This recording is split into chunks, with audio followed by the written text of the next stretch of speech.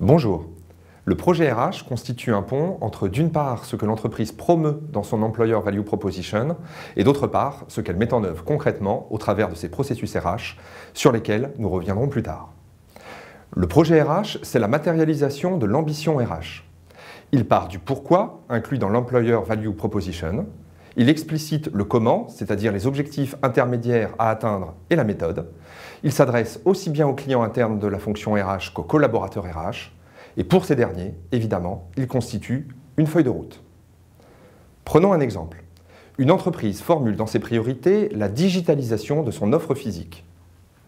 Le projet RH va aborder tous les leviers humains à actionner pour rendre cela possible. Donc, les compétences, a-t-elle des spécialistes du e-commerce ? Faut-il développer les compétences en interne, ou plutôt recruter? Faut-il in-sourcer, comme on dit, ou outsourcer?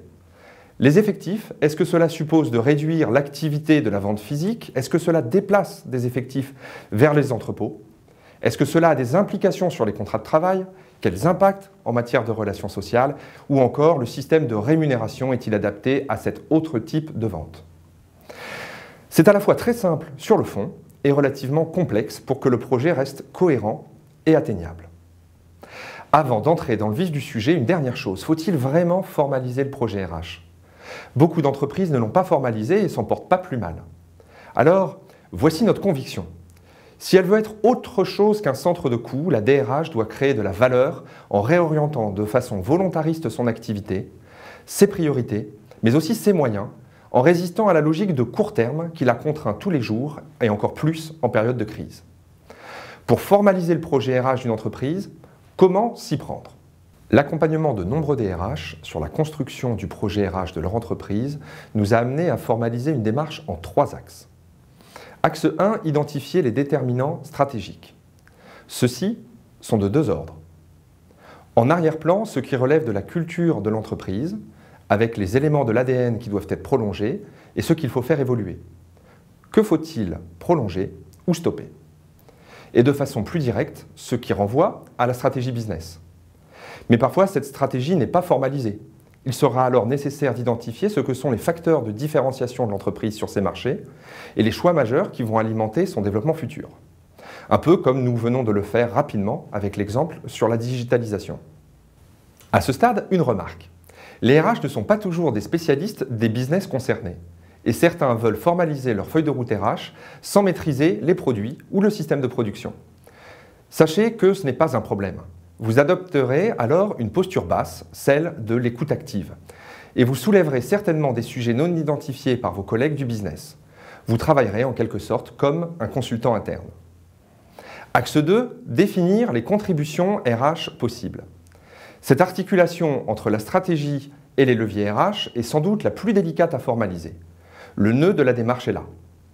Nous conseillons de mobiliser largement l'équipe RH en rassemblant aussi bien les généralistes de la fonction, les RH des business units, que les experts, qu'ils soient CNB, développement RH, relations sociales, etc. Nous animons régulièrement ce que nous appelons des laboratoires pour concevoir les actions RH concrètes avec toute l'équipe RH, incluant tous les niveaux, tous les métiers, toutes les nationalités. Les contributions sont toujours riches, surtout si on injecte des bonnes pratiques, du benchmark, et qu'un ou 2 clients y participent pour vérifier la pertinence des propositions.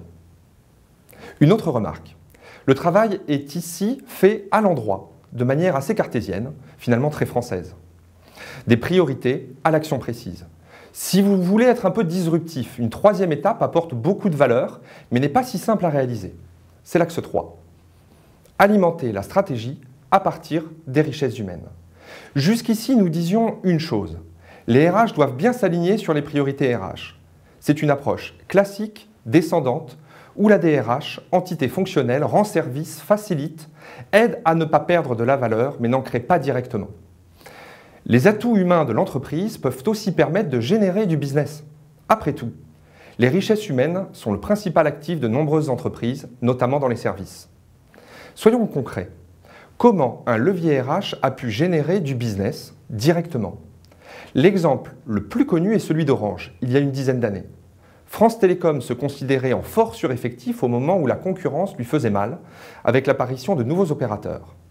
L'entreprise a alors utilisé ses surcapacités pour installer chez les particuliers ces box, gratuitement. À ce moment-là, de nombreux collaborateurs sont devenus installateurs à domicile.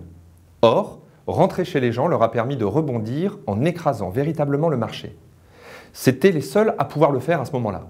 La rentabilité immédiate était nulle, cela a duré quelques années, mais suffisamment pour rebondir et continuer d'exister aujourd'hui. Des exemples de ce type existent. La DRH de la Gendarmerie nationale a réussi la fusion avec la Police nationale en positionnant les compétences comme l'enjeu numéro 1.